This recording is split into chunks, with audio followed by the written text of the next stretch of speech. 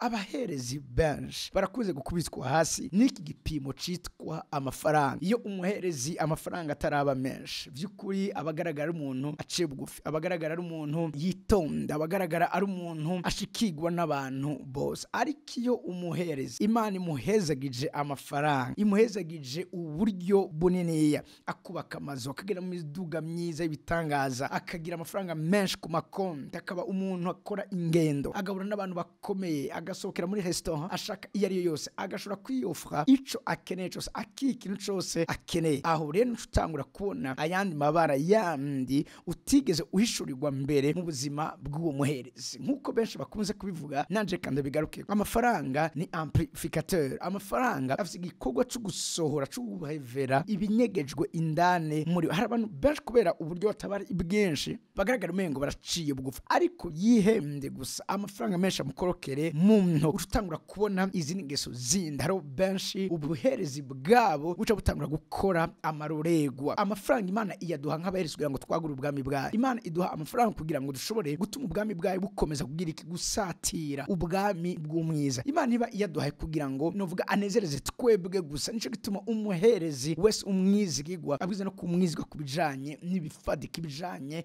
n'uburyo bw'amafaranga. Amafaranga ntaguhindure ukuri. Imana imba ye yaguhaye yakoreshe ivyiza, yakoreshe kugira ngo ubutumwa bwiza bushike aho butari bwashike, yakoreshe mu guhezagira abandi, yakoreshe mu gufasha imfuvyi n'abapfakazi, kuko mu vy'umuherezi ajejwe birimo. Yakoreshe mu gucira urubanza barya isi iriko irarenganya.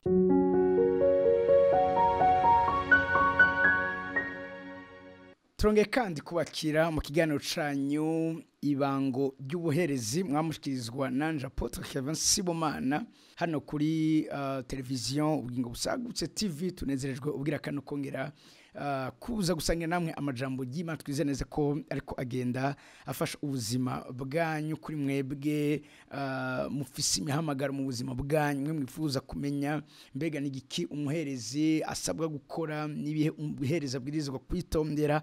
Nivyo tumaze igihe turiko turarabira hamwe, aho durukana mu kiganiro kwako turasangira amajambo y'Imana avuga ibijanye n'ubwizigo bwiza kuranga umuherezi uwo ari we wese. Ijambo ry'Imana tubwira, dusomye Samuel wa 2:35 ngo azokwihagurukiriza umuherezi w'umwizigirwa, azokora nk'uri mu mutima wiwe no mu vyiyumviro vye. Ubwizigirwa n'ikintu ndashobora gushira ku ruhande kubijanye nibango ry'ubuherezi. Icimana igoma nuko tuba abaherezi babizigirwa, ariko nababwiye yuko hari ingezo zitatu Imana idupimira ko ubwizigirwa. Icambere twarakivuze ku batashoboye kubana natwe mu kiganiro catambutse.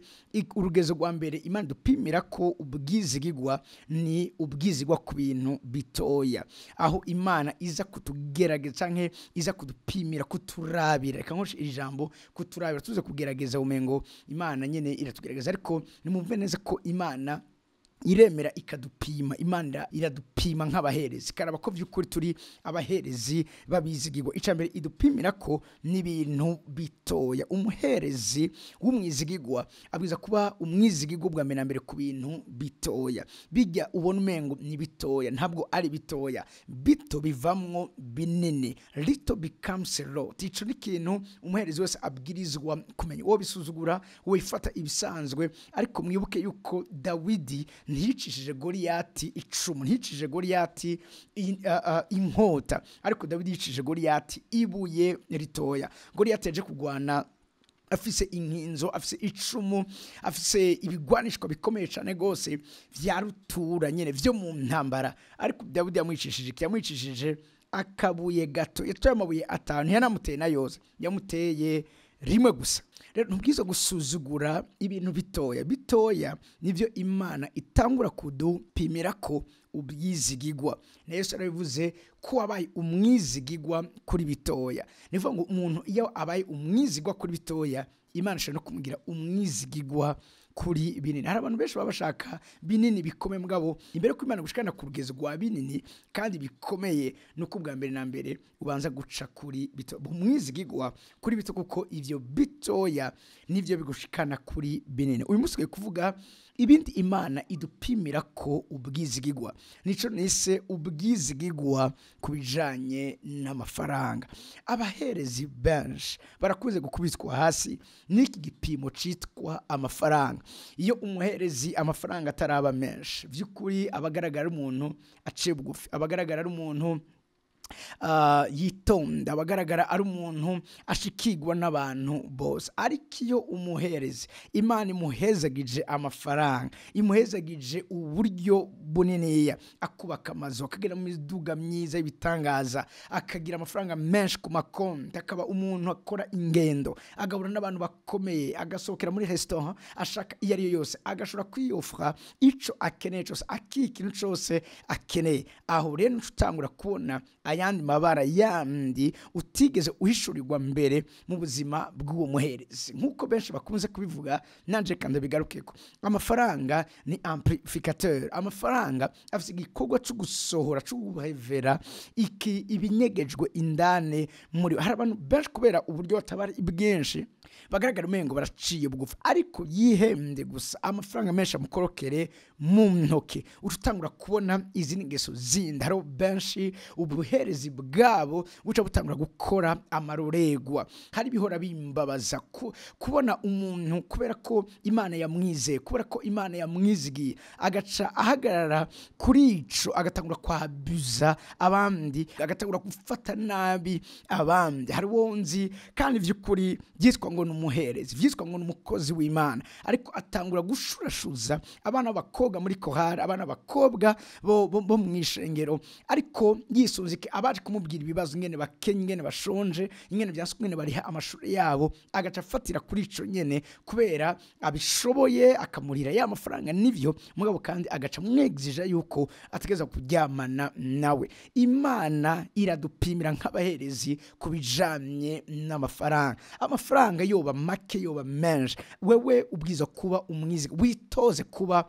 umwizigigwa, witoze ko amafaranga aba menshi garagara nk'ubutayafise. Simuze ngo ucuguma muri bwa buzima nyine rusanzwe urimo mugabo, reka ntuhinduke, ahubwo Imana iyakuhaye kugira ngo uyafashishe benshi. Imana iyakwijeje kugira ngo ugire neza benshi. Imana iyaguhaye kugira ngo ushobore gukora ibikorwa vyinshi. Urazi amafaranga Imana iyaduha nk'abaherezi kugira ngo twagure ubwami bwayo. Imana iduha amafaranga kugira ngo dushobore gutuma ubwami bwayo bukomeza kugira iki, gusatira ubwami bw'umwiza. Imana iba iyaduhaye kugira ngo novuga anezereze twebwe gusa. Nico gituma umuherezi wese umwizigigwa abwiza no kumwizigwa kubijanye n'ibifadika, ibijanye n'uburyo bw'amafaranga. Ntaguhindura amafaranga, ntaguhindure ukuri. Imana imba ye yaguhaye yakoreshe ivyiza, yakoreshe ngo ubutumwa bwiza gushike aho butari bwashike, yakoreshe mu guhezagira abandi, yakoreshe mu gufasha imfuvyi n'abapfakazi, kuko mu vy'umuherezi ajejwe birimo. Yakoreshe mu gucira urubanza barya isi iriko irarenganya. Hariho umwana yigeze kunsanga muri biro, n'umwana w'umukobwa asanga muri biro, arambwira ukungene onkle wiwe maternel, musaza wa mama wiwe, kubera kungene afise uburyo ariko ashaka ko baryamana. Mwumva ico kintu, aramubwira ati kugira ngo ushobore kuriya minerval nuko wemera tukabanza kuryamana. Murumva nk'ico kintu, musaza wa mama wiwe, onkle wiwe, tonto wiwe, iyumvire ico kintu. Ivyo ari ibintu bibabaje cane gose, ariko nimba Imana iguhaye uburyo abana nkabo, nage gusanga mu buherezi Imana dukwegera ko abana b'intambwa benshi. Imana dukwegera ko intama, umugwanizi aba ariko aratwaza amanyama. Rero amafaranga ni kimwe dukeneye kugira ngo dushobore kuvuga ubutumwa bwiza biciye mu bikorwa. Rero Imana yatwizeza amafaranga kugira ngo tubandanye dushikana kure ubutumwa bwiza, dushingira intahe Kristo Yesu. Amafaranga Imana ntiyaduha kugira ngo twirate, twishime, twibone ko turi bitangaza, dutangure kuza turabuza, tutangure kuza turakora ibidakogwa. Oya, kuko sivyo Imana iba yaduhereye. Reka mugingene no mwijambo ry'Imana, Imana duha ama principe yo kugira ngo adufashe kugira ngo ayo mafaranga dushobore kuyabona, ayo mafaranga ashobore kuza mu buzima bwacu. Mugabe gituma Imana duha ayo ma principe ni kugira ngo tuyagire, mugabe akore igikogwa c'Imana, bumwizigigwa mu bijanye n'amafaranga. Ntushake gusa kuyagwiza uyagwiza kugira ngo bimare iki. Twebwe turatandukanye n'ababandi bisi babandi babasha gutwaza isi amanya, bivuga ngo nimara bukungene abisi babigenza batwaza abantu amanyamba. Twebwe siko tumeze, twebwe umukuru abwiza kuba umukozi w'abandi. Rero nivyo dufise bibwiza gukorera abandi. Rero haro benshi Imana iha ubwo buryo mwabo ugasanga ico bakora bagikorera gusa bo nyene ubwabo n'ababo gusa, ariko ico Imana igomba nk'umuherezi nuko ico Imana yakwizigije, ico Imana yaguhaye cyane uburyo Imana yaguhaye bunakorera n'abandi, ataco muhuriyeko, ataco musangiye, ataco sinzi, ataco ubitezeko. Kora birivuga ngo terera ivyo kurya vyawe ku mazi, igihe giheze uzosa kubona bisubiye kugaruka kuri wewe. Imana iratwankuraja kubiba impande zose, gutanga mu buryo bwose. Dusomye nk'akarorero Abikorino ba kabiri igice n'ici 9 tugasoma duhereye ku murongo wa 6. Ni amajambo adasanzwe tubwira ibijanye n'ivy'uburyo n'ibifadika. Birija muri mavuga ngo ariko ico mvuga ngiki, ubiba nke azokwimbura bike, ubiba nyinshi azokwimbura vyinshi. Umuntu wese atange nkuko agabiye mu mutima wiwe atababaye. Ico ncambere dutange tutababaye, ica kabiri tutagoberewe, ica gatatu kuko Imana ikunda utanga anezerewe. Imana irakunda utanga anezerewe, kandi Imana ishobora kubasaza kumviriza. Imana ishobora kubasaza ko ubuntu bwose kugira ngo murushize gukora ivyiza byose mufise ibahagije muri byose, nkuko handitswe ngo yatanze isabagire yahaye abakene ugoroka kwe kwamaho ibihe bidashira. Kandi iha umubivyi, umviriza, iha umubivyi imbuto n'imitsima yo kurya, nizobaha ibongeranirize imbuto zanyu zo kubiba, kandi izogwiza imbuto z'ugoroka kwa. Imana izokugwiriza ivyo kurya, ahubwo Imana izokugwiriza imbuto, kubera ko iguhaye imbuto iguhaye n'ivyo kurya, ko imbuto ivamwo ivyo kurya. Niki ijambo ry'Imana hano bikorera tubwira.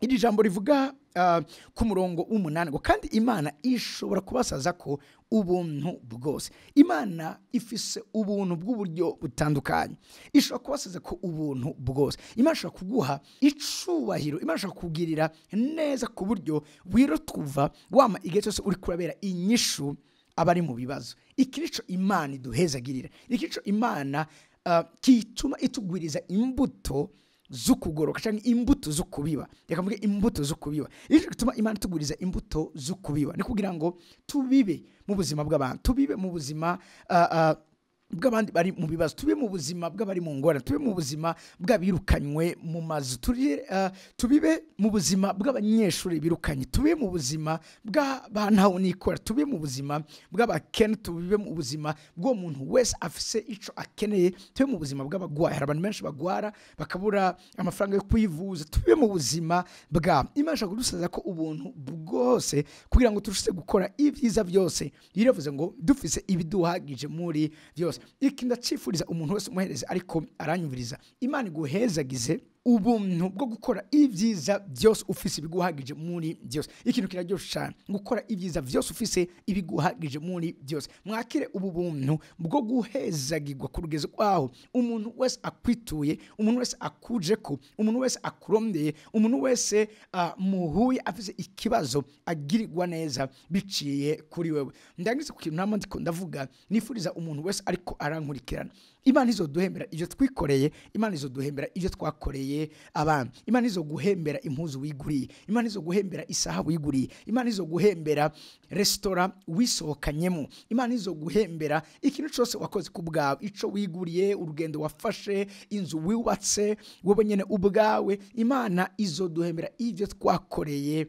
abandi. Ndabisubiyemo, Imana izoduhembera ivyo twikoreye, Imana izoduhembera ivyo twakoreye abandi. Gira ico ukoreye abandi. Mu gukorera abandi niko Imana iheza ikaduheza, nico Imana iheza ikaduhembera. Mu gukorera abandi aho niho Imana iheza ikaduhembera, aho niho Imana iheza ikatwandikira. Ico ukore undi muntu wundi, ico Imana yacandika ahantu, ico Imana itegezwa kuzokiguhembera. Uko byogenda kose ntuzova muri buno bugingo. Kandi amatiko ndavuga kino kintu, ivyo umuntu akora byose birihigwa ngaha kwisi.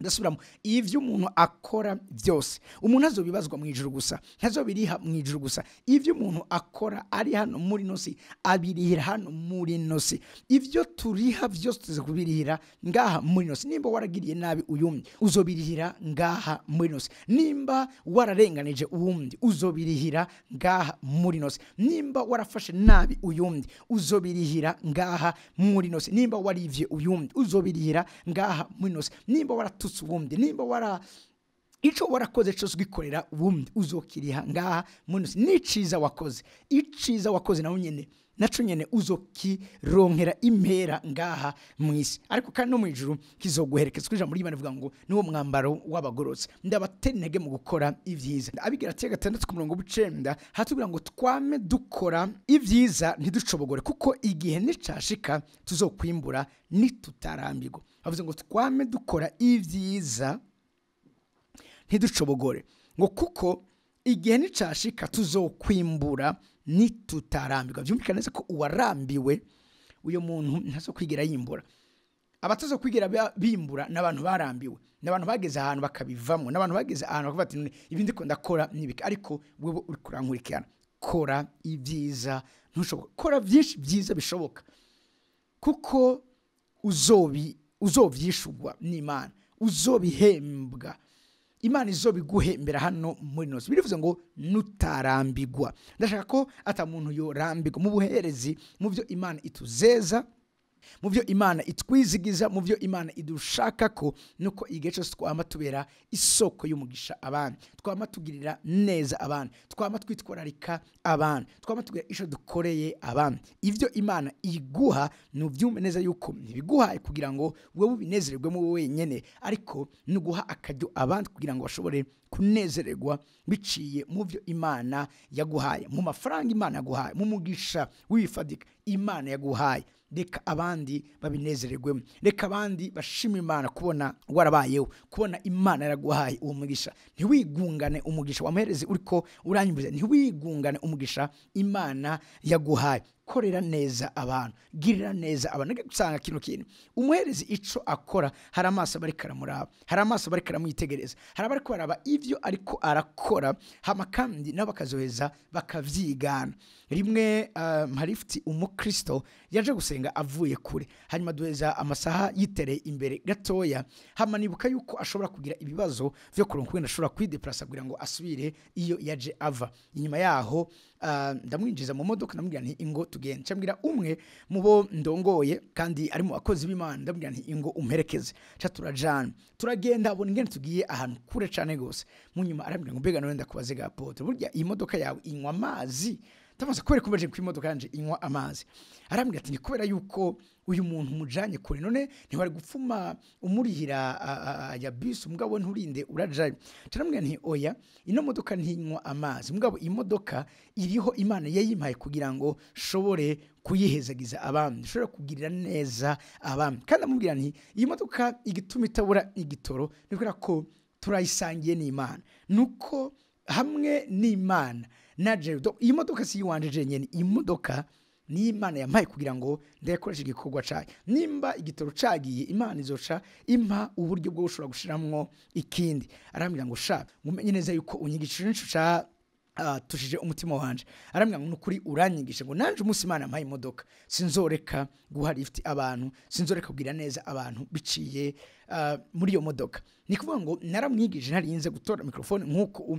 ngo ndamubwire hari ivyo umuherezi yigisha mu gutanga akarorero kagaragara mu gukora ibintu bigaragara Yesu mu kwigisha abigishwa b'ingene babwizwa guca bugufi bagakorera abandi nk'abaherezi kinakivuze umuherezi akorera abandi umuherezi si umuntu wo guhabwa icubahiro umuherezi ntari wo kugira gusa bamutazire bamushimagize umuherezi ariho ubwambere kugira ngo akorere abandi Yesu bijija muri Imana tubwira ngo afata ibase afata amazi afata na esume atangura koza ibirenge by'abigishwa biwe Petero aranga aravuga ati oya mwigisha jewe ibintu bishobora kunkorera abandi bose bari bemeye araboza ariko ageze kuri Petero aranga aramubwira ati oya ahubwo nije no koza Yesu aramubwira ati ivyo ndiko ndakora we navyo kurataho Petero aramubwira ati oya rero nimba ari ivyo ntunyoza ibirenge gusa ariko uranyoza umubiri wose. Yesu aramubwira ngo ibyo ndiko ndakora ubu ntabishobora gutahura, mugabo niwagera imbere uzobitahura, imbere uzoshobora gusobanukirwa ivyo nariko ndakora.